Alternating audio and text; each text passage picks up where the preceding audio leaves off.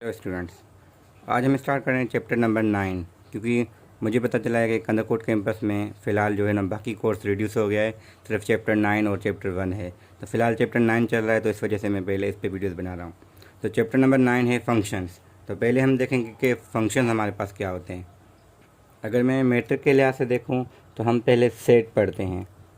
ठीक है, सेट हमारे पास for example A is equal to 1 2 3। फिर हम पढ़ते हैं कार्टेशियन प्रोडक्ट।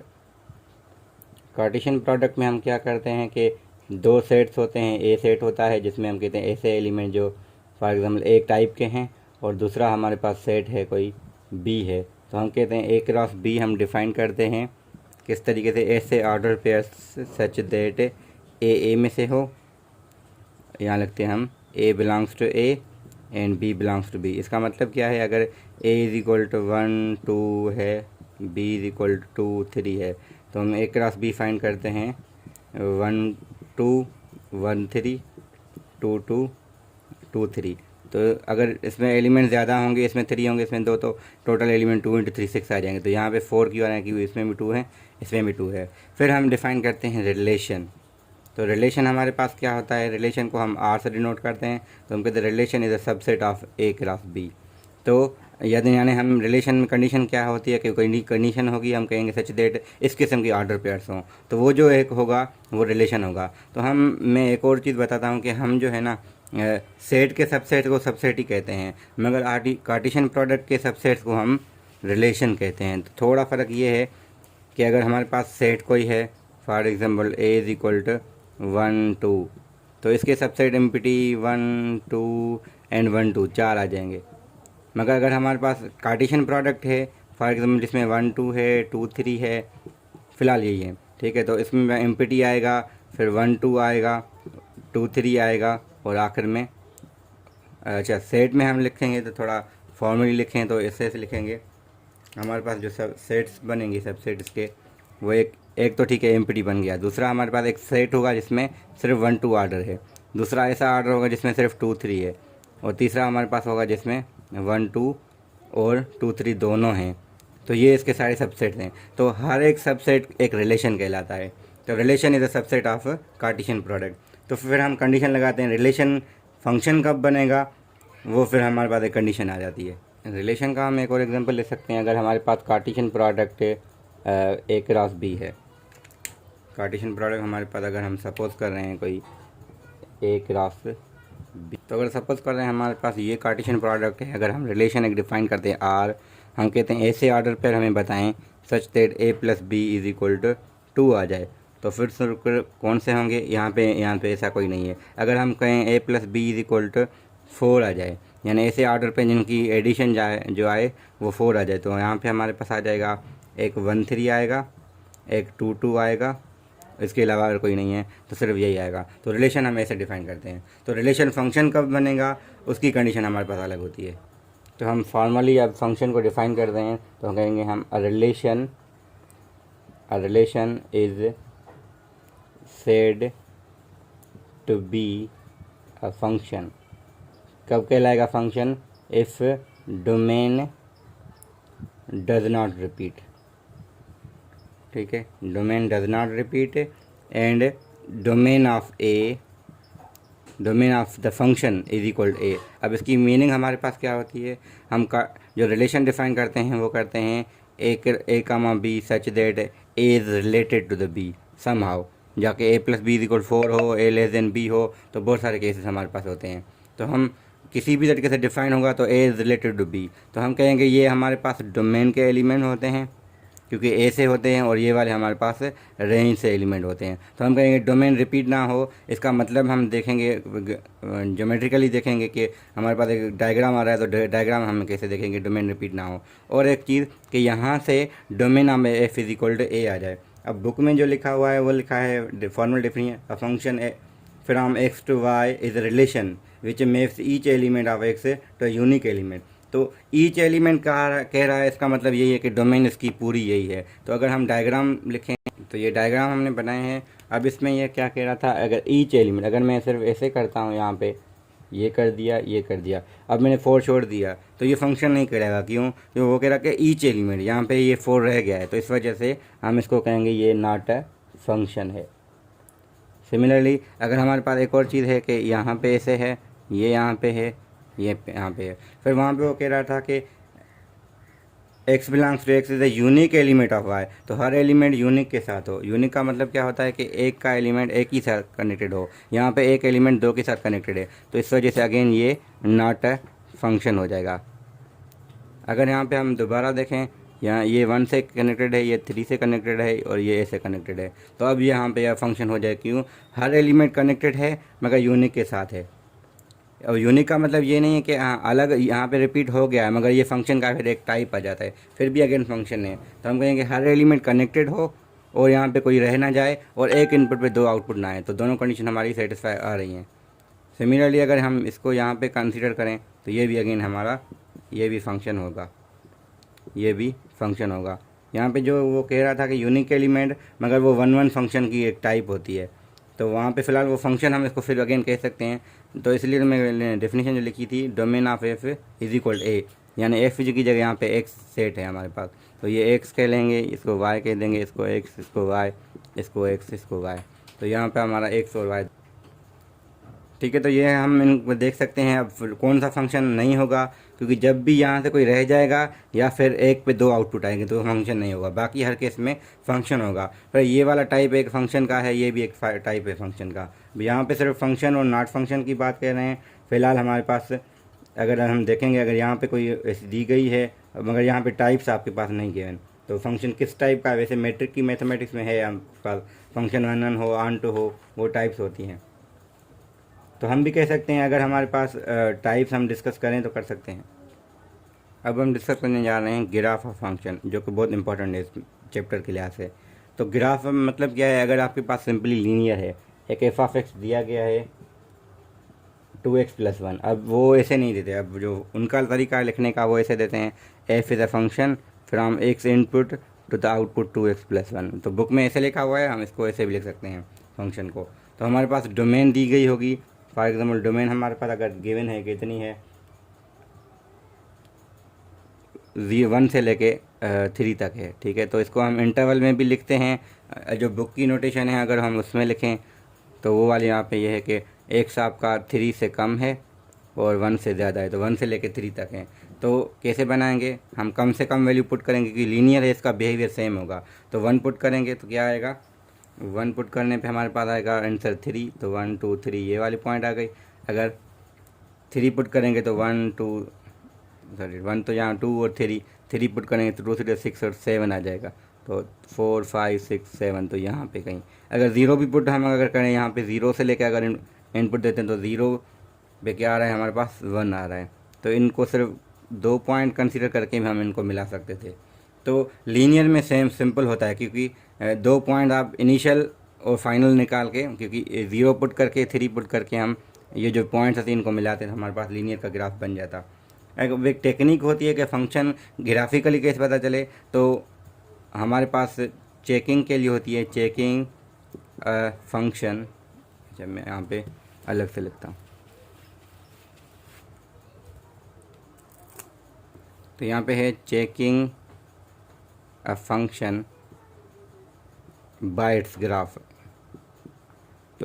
तो हमारे पास अगर ग्राफ मिला हुआ है, हम कैसे पता चले कि हमें ये फंक्शन है या नहीं? तो हमारे पास वर्टिकल लाइन टेस्ट होती है। तो सिंपली हम वर्टिकल लाइन टेस्ट करेंगे, किसी भी ग्राफ में हम वर्टिकल लाइन ड्रॉ करेंगे। अब वर्टिकल ऐसे नहीं होती, ऐसे या ऐसे नहीं होती, वर्टिकल ऐसे होती है। तो हम कहीं भी ड्रॉ करें, अगर एक जगह पे कट कर रही है तो हमारा फंक्शन होगा, 2 जगह पे कट कर रही है तो हमारे पास ये फंक्शन नहीं होगा। अब हम बात तो करें थे ग्राफ ऑफ फंक्शन, मगर ये हमने लीनियर की केस किया था। अब हमारे पास अगर क्वाड्रेटिक हो तो फिर हम उसको कैसे करेंगे? तो अगर हमारे पास h of x is equal to x square minus 4x plus 5 हो, तो इस वजह से हमने चैप्टर 4 पहले पढ़ लिया है। तो उसमें 4.1 में हमने सीखा था कि कंप्लीट स्क्वायर के ज़रिए हम इसको a time x minus H whole square plus k की फॉर्म में कैसे लिखें। तो अगर इसको हम अगेन उसमें कन्वर्ट करेंगे तो हमारे पास x माइनस 2 का होल स्क्वायर प्लस का 1 बन जाएगा ये। अब हम इसका ग्राफ इजीली बना सकते हैं, क्योंकि हमें यहाँ पे पता चलता है कि मिनिमम और मैक्सिमम की पॉइंट क्या आती है। क्योंकि यहाँ पे ये 1 है तो पॉजिटिव है, तो मिनिमम एग्जिस्ट करेगी कहाँ पे करेगी, एच कामा के ये है तो ये मिनिमम पॉइंट होगी। तो 1 2 2 कामा 1 यहाँ पे ये मिनिमम पॉइंट हो गई। तो अगर ग्राफ अगर थोड़ी वैल्यूज़ हम पुट करें, अगर डोमेन क्योंकि हमें दी गई होगी, अब डोमेन जो अब जो हमें दी गई है वो है, क्योंकि वो कह रहा है find the range of H corresponding domain 1 to 4, तो 1 से 1 हम पुट करेंगे तो क्या आएगा आंसर, 1 पुट करने पे 1 माइनस 2 1 अगेन 2, तो 1 पे हमारे पास 1 पे 2 वैल्यू आ गई। फिर अगेन 3 पुट करेंगे, ये भी सेम आएगी क्योंकि रिपीट होती है। अब यहाँ पे ऐसे नहीं है कि आपके पास अगर डोमेन आपकी दी गई है, फॉर एग्जांपल डोमेन है 0 से लेके 4 तक, तो ये नहीं है कि 0 पे पुट करने से जो जवाब आएगा 4 पे वही आएगा, नहीं, क्योंकि मिनिमम पॉइंट का कंसीडर होता है ना। यहाँ पे ग्राफ इसका इस किस्म का बनेगा, तो मिनिमम वैल्यू इसकी ये वाली होगी, हाँ इससे आगे वाली होगी तो वैल्यू बाकी हो जाएंगी। हाँ आगे वाला वैल्यू हम देखेंगे तो डिपेंड करता है, अगर 4 पे भी आ सकता है पीछे भी आ सकता है। इस केस में तो ठीक है, ये 4 पुट करने से जो जो वैल्यू आएगा वो मैक्सिमम हो जाएगा, मगर 0 पुट करने पे जो आएगा वो मिनिमम नहीं होगा, वो ये वाली आएगी हमारी एच और के वाले केस में। तो हम एच और के फॉर्म में कन्वर्ट करेंगे तो मिनिमम वहाँ से आएगा, और मैक्सिमम कैसे आएगा, जो राइट साइड पे वैल्यू हमारी होगी वो हम पुट करेंगे। तो वैल्यूज़ हम इनपुट 0 भी पुट करेंगे, 4 भी पुट करेंगे। अब इनमें से जो बड़ा होगा एक तो वो आ जाएगा, और दूसरा हमारे पास मिनिमम का केस आ जाएगा। तो यानी मैक्सिमम हम यहाँ से लेंगे, मिनिमम यहाँ से, तो हमारे पास रेंज बन जाएगी एफ ऑफ एक्स की। तो हम कहेंगे एफ ऑफ एक्स इससे छोटा है, इससे बड़ा है। तो एक एग्जांपल यही लिखते हैं, अगर इसी का ही देखें तो इसका जो रेंज आ जाएगा वो क्या है, अब देखें कम से कम वैल्यू उसकी 1 आ रही है, तो 1 less than R equal F of X, और ज़्यादा से ज़्यादा वैल्यू उसकी आ रही है। अब ग्राफ तो इसका पूरा बन रहा है, अगर हम वो देखेंगे तो सिर्फ 5 आ रही है, ठीक है, तो 5 हम लिख सकते हैं, क्योंकि डिपेंड करता है इनपुट। हम यहाँ पे जो 4 था वो यहाँ पे इंक्लूडेड नहीं था, क्योंकि यहाँ पे 4 इंक्लूडेड नहीं है तो इस वजह से ये 5 इंक्लूड नहीं है। अगर हाँ 4 इंक्लूड होता तो 4 पुट करने से जवाब आता वो हम यहाँ इसको भी इंक्लूड कर दें। जो चीज़ डोमेन में नहीं है तो हम उसकी जो वैल्यू आएगी वो हम रेंज में नहीं रखेंगे। तो हम पुट करके देख सकते हैं कि 4 पे आ वैल्यू का क्या रही है, मगर क्योंकि ये खुद नहीं है डोमेन में, तो हमारी इसके करेस्पॉन्डिंग जो वैल्यू होगी रेंज की वो भी हम कंसिडर नहीं करेंगे। तो क्योंकि मैं कम कर रहा हूँ एग्जांपल यहाँ से, क्योंकि हमारे पास अब एक्सरसाइज आ रही है 9.1, तो हम उसको ज़्यादा डील करते हैं कि उसमें क्वेश्चन किस किस्म के आ रहे हैं। अब ये देखें कि फंक्शन हमारे पास अब गिवन है बहुत सारे, कि पता है कि इनमें से कौन सा फंक्शन है या नहीं है। तो कि 9.1 में क्वेश्चन नंबर 1 है, which of the following is relation is not a function. Relation तो सारे हैं मगर फंक्शन कौन सा नहीं है। तो ये वाली कंडीशन से फंक्शन को सेटिस्फाई कर रही है, क्यों, क्योंकि हर किसी पे एक ही आउटपुट है, यहाँ से कोई रह नहीं गया। सिमिलरली यहाँ पे क्या इशू है, इस 2 पे 3 भी आ रहा है, 2 -3 भी आ रहा है, 2 पे 1 भी आ रहा है, तो इस वजह से ये फंक्शन नहीं होगा। इस केस में ये अगेन फंक्शन है, क्योंकि हर इनपुट पे आउटपुट भी आए और रिपीट ना हो। तो दो चीज़ें हैं बस, एक तो आउटपुट आना चाहिए हर किसी पे, और कोई दोबारा ना आए, 2 बार ना आए। तो एक पे यहाँ पे 2 आ रहे हैं, 2 पे 1 आ सकता है मगर 1 पे 2 नहीं आ सकते, यानी एक इनपुट के करेस्पॉन्डिंग 2 आउटपुट नहीं आ सकते, मगर 2 इनपुट के करेस्पॉन्डिंग 1 आउटपुट आ सकता है। और सिमिलरली अगर ये चौथा देखें तो ये भी हमारा फंक्शन है, क्योंकि 2 पे 7 है, इस पे भी 7 है, मगर 4 पे भी है, तो यहाँ से भले रह जाए, यहाँ से ना रहे। तो एक जहाँ पे जब नहीं रहता तो हमारे टाइप होती है, पर इस बुक में टाइप नहीं डिस्कस की हुई, तो हम भी डिस्कस नहीं कर रहे हैं। तो हम कह रहे हैं फंक्शन कब होगा, जब यहाँ से कोई रह नहीं जाएगा और यहाँ पे हर एक के लिए यहाँ पे 1 हो, ठीक है। तो इन 2 के लिए 1 हो सकता है, मगर 1 के लिए 2 नहीं हो सकते। तो ये क्वेश्चन नंबर 1 हो गया हमारा। अब हमारे पास क्वेश्चन नंबर 2 है, जिसमें कह रहे हैं from the graph of the following relation determine the with the relation is a function on R. तो ग्राफ मिले हुए हैं तो हम क्या करेंगे, वर्टिकल लाइन टेस्ट करेंगे। तो वर्टिकल लाइन यहाँ ड्रा करें, यहाँ ड्रा करें या यहाँ ड्रा करें। यहाँ करेंगे तो हर जगह पे एक ही दफ़ा कट करेगा, क्योंकि वर्टिकल कहीं पे भी हो। इस पर भी करेंगे हमेशा वर्टिकल एक ही दफ़ा आएगा, मगर इस केस में करेंगे यहाँ तो 1 एक दफ़ा आएगा, मगर जब यहाँ 0 और 1 के दरमियान कोई वर्टिकल लाइन टेस्ट करेंगे तो जहाँ 2 जगह कट कर जाएगी। तो इस वजह से ये फंक्शन नहीं कहलाएगा। हाँ ये क्यों है, क्योंकि यहाँ पे भले यहाँ बनाए मगर वर्टिकल, ना कि इस किस्म की। तो वर्टिकल ये सीधी होती है ऐसे, तो ऐसे बनाएंगे तो हम, तो ये हमारे पास एक ही दफ़ा कट करेगी। ये सिमिलरली ये भी, और ये वाली यहाँ पे जब करेंगे तो हमारे पास 2 तरह का कट करेगी। अब हमारे पास क्वेश्चन नंबर 3 है, कह रहे हैं a function is defined by this for domain find the range. अब रेंज कैसे फाइंड करेंगे, डोमेन -1 पुट करें, जो जवाब आ जाए क्या होएगा, -1 पुट करने से, अब मैं ये लिख रहा हूँ, ठीक है,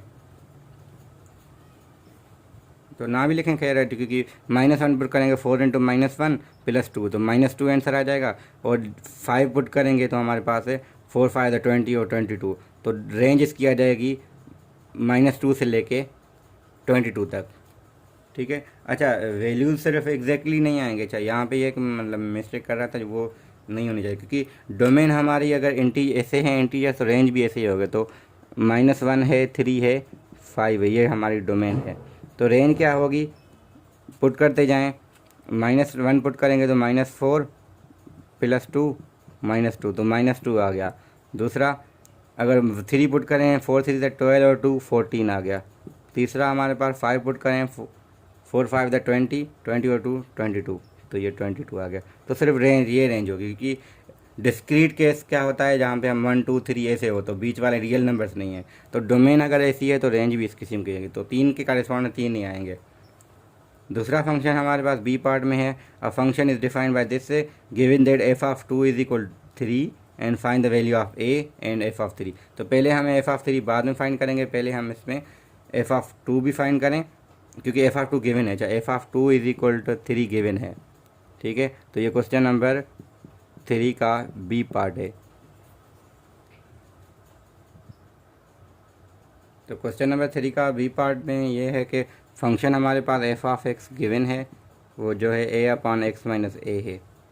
ठीक है, तो f(2) 3 है, तो f(2) करेंगे a/2 - a रखेंगे 3। तो हम आपस में हम मल्टीप्लाई करें बाय क्रॉस मल्टीप्लिकेशन, तो ये हो जाएगा ऐसे 6 - 3a = 2a, sorry only a, क्योंकि 1 से मल्टीप्लाई होगा। तो a इस साइड लेके जाएं तो a + 3a = 6, सिर्फ हम -3a को हम उस साइड लेके गए हैं। तो ये हो जाएगा 4a = 6, यानी a = 6/4। ठीक है, तो a = 6/4 का मतलब 3/2 ही होता है। तो a की वैल्यू हमारे पास ये आ गई। तो a आ गई, तो हमें फिर फाइंड करना है आगे, क्योंकि फंक्शन हमें लिखना है अभी भी। तो हमें फाइंड करना है f(3). तो f(3) हो जाएगा, a की जगह 3/2 रखें, अपॉन 3 - 3/2। ठीक है, a की जगह। अब इसको सिर्फ सिंप्लीफाई करना है आगे, और कुछ नहीं है। तो ऊपर है 3/2, डिनोमिनेटर में देख थोड़ा एलसीएम लें, सिंप्लीफाई करें तो क्या जाएगा, 2 3 = 6 - 3। ठीक है, अगेन 3/2 आएगा, तो दोनों 1 आ गया, तो दोनों कैंसिल हो गए। ठीक है, तो f(3) = 1 आ गया हमारे पास। तो a की वैल्यू हमें मिली थी 3/2, और ये अब दोनों हमने वैल्यूज़ निकाली जो पूछ रहा था। क्वेश्चन नंबर 4 में भी इसी किस्म के फंक्शन दिया गया है, इसी फ्रैक्शन के टाइप का, 6/x - 1। आगे हमें पूछ रहा है कि फाइंड द रेंज, जब -2 है, 1/2 हो, 5/, तो सारे वैल्यूज़ पुट करने हैं। बी पार्ट में भी ये है इमेज ऑफ। अब अच्छा, अगर हम कहेंगे ना, थोड़ी टर्मिनोलॉजी है वो थोड़ी समझनी है हमें, क्योंकि आगे क्वेश्चन ऐसे ही हम करेंगे। तो अगर हम कहेंगे f(2) = 3, तो हम इसको ऐसे पढ़ सकते हैं, 3 इज़ इमेज ऑफ 2। ठीक है, तो अगर कहीं अगर 2 की इमेज पूछता है, हम भी फिर भी 2 पुट करेंगे। ठीक है, अगर हम ये कहेंगे वैल्यू ऑफ f(8x) = 2, तो बात वही है, तो वो 3 आ जाएगी। 3 is the value of f(8x) = 2, या 3 इज़ द इमेज ऑफ 2, या डायरेक्टली f(2) = 3। तो ये नोटेशन में है, ये वर्डिंग ऐसे हो सकती है। तो किसी भी किस्म का ऐसे सवाल दिया गया, ऐसे दिया गया, हमें सिर्फ यही वैल्यू पुट ऐसे ही फाइंड करनी है, यानी वो डायरेक्टली हमें वैल्यू पुट करनी है। तो 4 के बी में यही है कि image of a is 2a, तो a पुट करके बराबर 2a रखना है। आगे हमें पॉसिबल वैल्यू ऑफ a, क्योंकि वो क्वाड्रेटिक इक्वेशन बन सकती है, और ऑब्वियसली वो बनेगी भी सही। ठीक है, तो क्वेश्चन नंबर 5 है, फिर again function is defined by ax + b, the image of 1 and 5 are this. तो 2 इमेजेस दी गई हैं, क्यों दी गई हैं, क्योंकि हमारे पास जो फंक्शन डिफाइंड है ना क्वेश्चन नंबर 5 में, वो ax + b है। अब हमें, क्योंकि यहाँ पे मैं f(x) लिखता हूँ, इन्होंने लिखा है f, इनका जो तरीका है लिखने का वो ऐसे लिखते हैं, क्योंकि पहले भी मैंने कहा है कि f इज़ अ फंक्शन, ठीक है, x से लेके ax + b। ठीक है, तो इस किस्म का है। तो इस वजह से हमें 2 इनपुट्स चाहिए, ताकि हमारे पास 2 साइमल्टेनियस इक्वेशन बने, ताकि हम इसको सॉल्व करें, a और b की वैल्यूज़ निकालें। फिर कहेंगे डोमेन हमारी क्या है, x = 135 है, रेंज बताएं। तो सिमिलरली जैसे ये क्वेश्चन किया था तो 1 पुट करेंगे, क्योंकि ए और बी मिल जाएंगे तो हम उसके बाद अगर ए की वैल्यू 2 मिली, बी की तो 2x+3 हो गया, तो 1 भी पुट करें, 3 भी पुट करें, 5, तो 2 वैल्यूज आ जाएंगी बाद में तीनों। तो पहले हम ए और बी फाइंड करेंगे तभी हमारा ये दूसरा हो सकता है। तो बी पार्ट ए पे डिपेंडेंट है, क्योंकि ए और बी अननोन है फ़िलहाल, वहाँ पे हमें उसमें से इन्फॉर्मेशन इनफ है जहाँ से वो हमें मिल जाए। तो क्वेश्चन नंबर 6 भी इसी किस्म का है, मगर ये मैं करना चाह रहा हूँ क्योंकि इसमें जो है ना फिगर्स का कॉन्सेप्ट है, यानी फंक्शन हमारा एग्जैक्टली वैसे नहीं दिया गया, फंक्शन हमारा दिया गया है इन टर्म्स ऑफ फिगर। तो वो थोड़ा समझना है कि इन्होंने फंक्शन दिया है ऐसे, 3 है, 1 है, -2 है, फिर यहाँ पे दी गई ऐसे 32 है, 6 है और -3 है। तो ये भी ऐसे, ये ऐसे है और ये इस किस्म का है। तो मीनिंग क्या है इसकी एक्चुअल में, तो ये है कि जैसे हम वो डायग्राम बनाते थे तो वही इसी किस्म का आइएगा, हम इसको ऐसे बना सकते हैं, 3 1 -2, 32 6 -3, तो ऐसे ही है। तो दूसरा तरीका है देने का, वहाँ पे वो पूछ रहा है the arrow diagram shows the part, अब ये फंक्शन कौन सा है वो बता रहा है, ax² plus bx plus c है। इसका मतलब क्या है, जब 3 पुट करें तो 32 आ रहा है, 1 पुट करें 6 आ रहा है इस फंक्शन में, ठीक है। तो हमें क्या करना है, पहले ए बी सी की वैल्यूज फाइंड करनी है। तो हमें कंडीशन हमारे पास अगर हम लिखें इसको मैथमेटिकल फॉर्म में, तो हमारे पास f(3) = 32 है, f(1) = 6 है और f(-2) = -3 है। तो ये 3 कंडीशन है और वेरिएबल भी 3 है ऑब्वियसली, तो हमें साइमल्टेनियस सॉल्यूशन अगेन करना है। तो कर सकते हैं हम, इक्वेशन में बना सकता हूँ, आगे आप सॉल्व कर सकते हैं, तो मैं इक्वेशन बनाता हूँ, ठीक है। तो इसमें हम क्योंकि ए पार्ट में हमें values of A B C चाहिए, तो f(3) = यानी जब हम a टाइम 3 का square plus b time 3 plus c रखेंगे तो इक्वल टू रखेंगे 32 के, जो कि हो जाएगा 9a plus 3b plus c = 32। Similarly ये हमने यूज़ किया है f(3) = 32 वाला, f(1) = 6 वाला यूज़ करें तो a टाइम 1 का square b time 1 plus c = 6, तो ये हो जाएगा a plus b plus c = 6।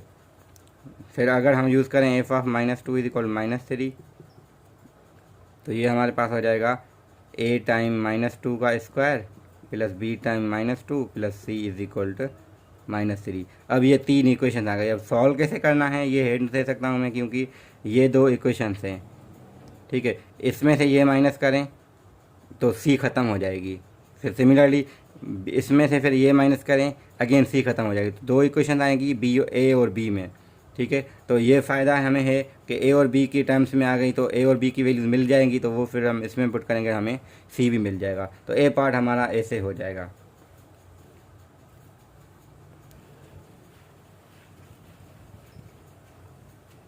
तो थोड़ा मैं लिखता हूँ, ठीक है, 9a plus 3b plus c = 32, और दूसरा हमारे पास क्या था, a plus b plus c = 6।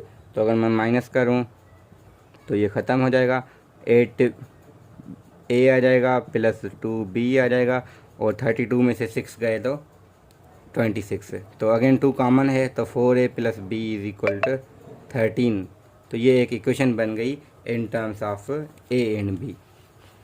Similarly दूसरी हमारे पास इक्वेशन, हम इसको अगर इसमें से माइनस करते, एक्चुअल में ये तो 4a है, ये एक्चुअल में क्या है, 2 भी है, ये प्लस का थी, तो मैं इसमें से ये माइनस करता हूँ, ठीक है। तो ये 4a में से a जाएगा तो 3a बचेगा, ठीक है, मैं डायरेक्टली लिख रहा हूँ। -2b में से माइनस b करें तो -3b हो जाएगा, क्योंकि दोनों माइनस के हो जाएंगे, c में से c ख़त्म हो जाएगा, और -3 -6 -9 हो जाएगा।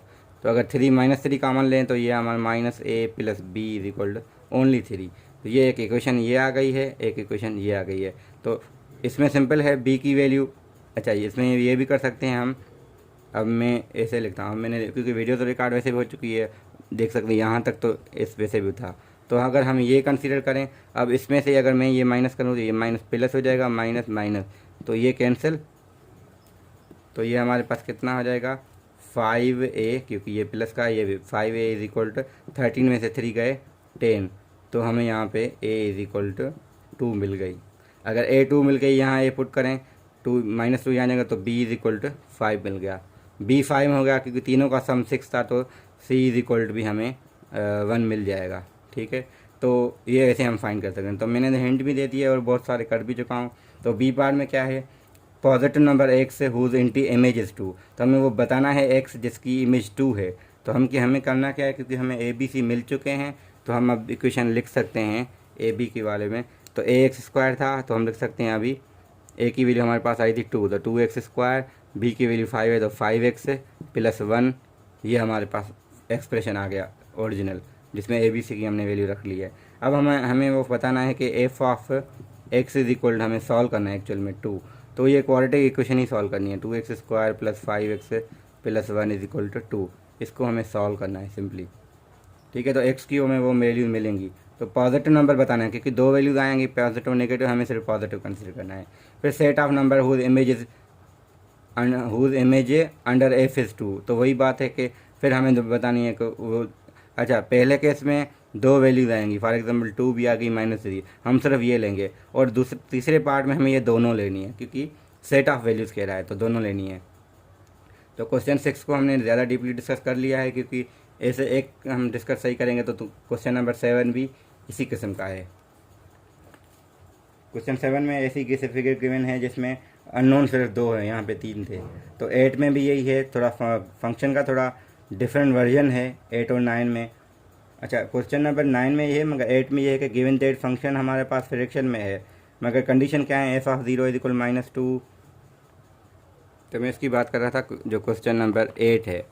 यहाँ पे कह रहे हैं गिवन दैट फंक्शन ये है हमारे पास, अगर हम कहें कि f ऑफ 0 -2 है और f ऑफ 2 है, find the value of a and b, तो अगेन 0 पुट करके बराबर -2 रखना है, 2 पुट करके बराबर 2 रखना है, तो 2 वैल्यूज़ हम यहाँ से फाइंड कर सकते हैं।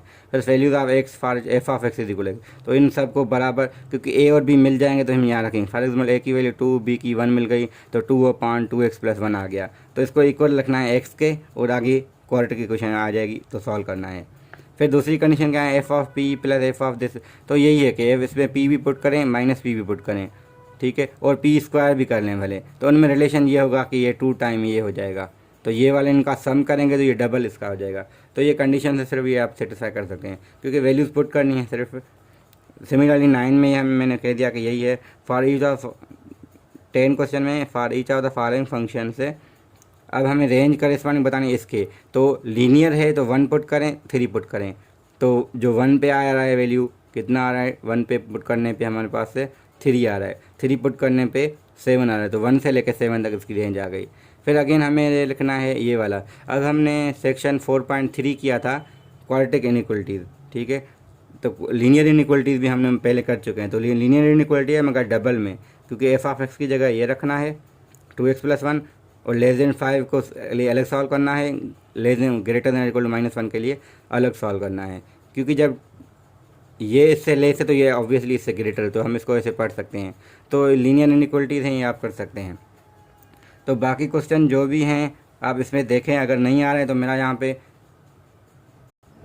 अब जो भी क्वेश्चन नहीं आ रहा बाकी तो मैंने 10वें क्वेश्चन तक तो डिफाइन कर लिया है, तो आगे जो भी बहुत सारे ऐसे क्वेश्चन है अगर मैं करूँगा तो 1 घंटे का लेक्चर बन जाएगा, तो फिर देखने में आपको मुश्किल होगी। तो जिसको जो क्वेश्चन नहीं आ रहा आप मुझसे वो पूछ सकते हैं, क्योंकि यहाँ पे इसके बाद हमारे पास 9.2 कंपोजिट फंक्शन आ रहे हैं, तो मैं वो भी वीडियो कल तक वो भी अपलोड मैं इंशाल्लाह कर दूँगा। तो पहले आप इसको देखें, अगर न कोई इशू आ रहा है तो आप मुझसे कांटेक्ट करें, मेरा व्हाट्सअप नंबर यहाँ पे गिवन है। तो जब भी पूछे, मैं फ़िलहाल फ्री हूँगा, तो मैं अगर ट्यूशन में नहीं होंगी उस टाइम तो मैं आपको रिप्लाई उस टाइम कर दूँगा, वरना मैं फ्री होके बाद में कर दूँगा। तो इसके लिए चैनल को सब्सक्राइब लाजमन करें, ताकि जो मैं वीडियोस नेक्स्ट रखूं तो आपको डायरेक्टली मिल जाएं, आपको दूसरे से वो मांगनी ना पड़े या किसी से पूछनी ना पड़े। तो सब्सक्राइब करें, दोस्तों से भी करवाएं, क्योंकि अभी भी आपको ज़रूरत है, आगे जो नेक्स्ट THP आ रही है उसमें फिर दूसरे दोस्तों को नीड होगी, तो उनको पहले ही कह देंगे आप यहाँ इसको सब्सक्राइब कर दें, ताकि उनको वीडियोज़ मिलें जब वो स्टार्ट करें। तो उससे, क्योंकि तब तक मेरा ये इंशाल्लाह मैं सेक्शन पूरा बुक को कंप्लीट कर दूंगा, जो बाकी चैप्टर्स भी हैं। फ़िलहाल मैं आपके लिए ही ये कर रहा हूँ, मैंने चैप्टर 8 छोड़ा है, 7 छोड़ा है, क्योंकि आपको नीड है एग्ज़ाम के लिहाज से। Thank you very much, all the best for the papers.